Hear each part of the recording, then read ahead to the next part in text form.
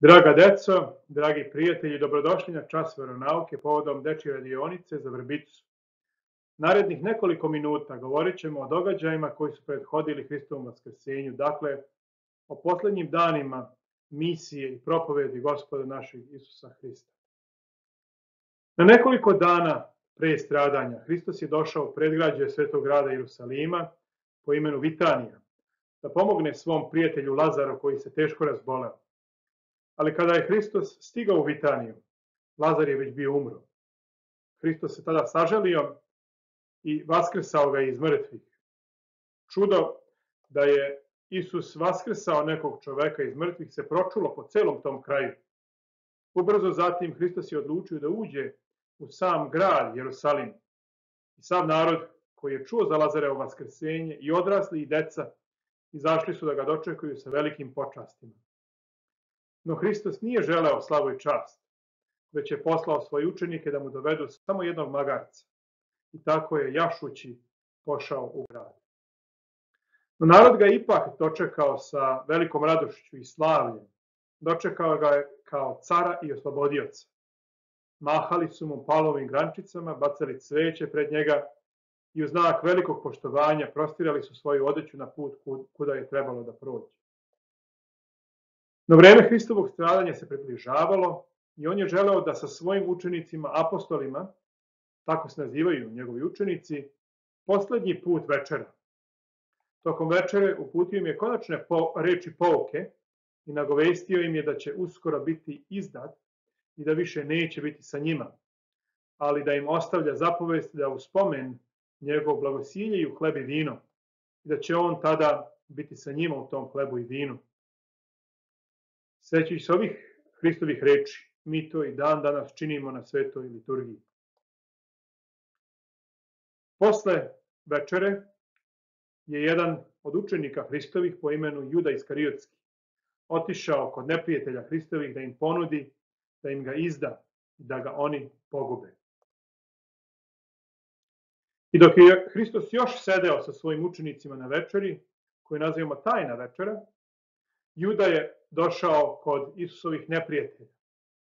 Neprijatelji su se veoma obradovali Judinom izdajstvu i ponudili su mu 30 srebrenika, srebrnih novčića, da im izda i preda Isusa. Posle tajne večere, Hristos je sa svojim učenicima izašao iz Jerusalima i otišao u obližnji Gecimanski vrt, koji je bio kao park, i tu se molio do kasno. Radi velikog umora, a i zato što je bilo kasno, njegovi učenici su zaspali. No Juda je najednom došao sa vojskom koju su poslali Hristovi neprijatelji, koji su bili na vlasti i tu su ga uhapsili. Videći vojsku kako ide na Isusa, njegovi učenici su se razbežali. Samo jedan od njih, Petar, išao je krišom iz daleka za uhapšenim Isusom do sudnice. A sudnica je tada bila u kući glavnog rabina. I Petar je sa slugama sedeo u dvorištu sudnice i čekao da vidi šta će se sa Isusom dogoditi.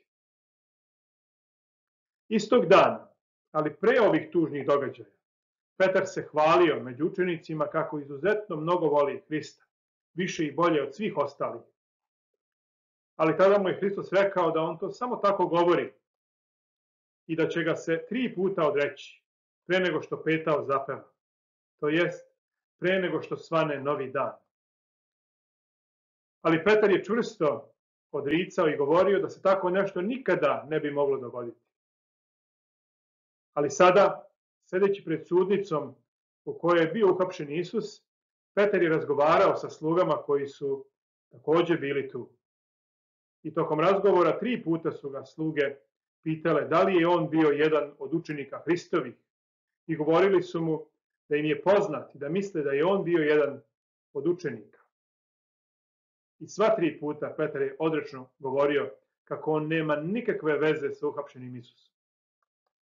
Ali kada se odrekao i 3. put, petao je zapevao i Petar se setio Hristovih reči da će ga se 3 puta odreći. I tada je gorko zaplakao. Hristos je na sudu kod glavnog rabina bio brzo osuđen na smrt i onda su ga odveli kod guvernera Pontija Pilata da i on presudi i da se Hristos pogubi.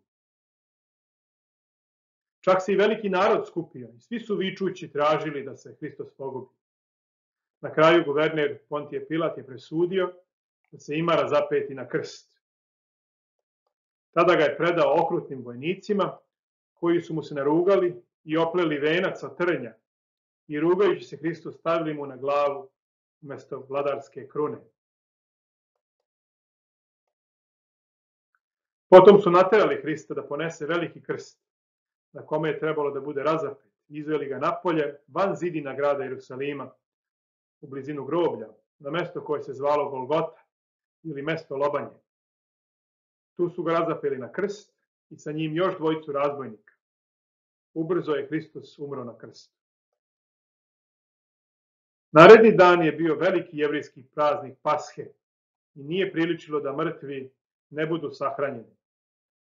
Kada su vojnici došli do Hrista, vidjeli su da je umro, ali da bi bili apsolutno sigurni, jedan od vojnika mu je probao rebra kopljem da bude siguran da je Hristos zaista umro na krstu. Potom su ga skinuli sa krsta i njegovo telo dali čoveku koji se zvao Josif iz Arimateje, koji je u blizini Golgote imao novu grobnicu i koji je veoma voleo Isusa. Te ga je on uvio u grobno platno i telo položio u svoju novu grobnicu i zatvorio ulaz, navalivši veliki kamen na njega i tako ga zapečatio da niko ne može da uđe u grob. A rimske vlasti su stavile i vojnu stražu pred grob, da niko ne bi mogao da dođe i uzme telo. Ali treći dan po smrti, rano pre zore, Hristos je sam vaskrsao iz mrtvih i izašao iz grobnice. A anđeo je došao i odvalio veliki kamen sa ulaza u grobnicu i tako je otvorio. Videći to, vojnici stražari su od straha pali u nesvest. Majka Isusova sa nekoliko bliskih prijateljica i srodnika pošla je rano ujutro tog trećeg dana da završe običaje sahrane i brinule su se da li će moći da otvore grob i da uđu, jer je kamen bio veliki. Ali kada su došle, vidjele su da je kamen sa ulaza groba odvaljen, da je grob prazan, da je Hristos vaskrsao. Vidjeći to, žene su otišle kod apostola, kod učenika Hristovih koji su bili okupljeni u jednoj kući u strahu i objavili im veliku radost, da je Hristos ustao iz mrtvih, baš kao što je i najavio. Dvojica od učenika su potom u velikoj radosti brzo otrčala do groba i posvedočila da to što su čuli zaista jeste tako i da je Hristos vaskrsao. I mi, draga deco, spremamo se da dočekamo vaskrslog Hrista, naša srca i naše domove. I za samo nekoliko dana i mi ćemo moći da iskreno i u velikoj radosti zajedno sa apostolima i sa ženama mironosicama uskliknemo Hristos vaskrse.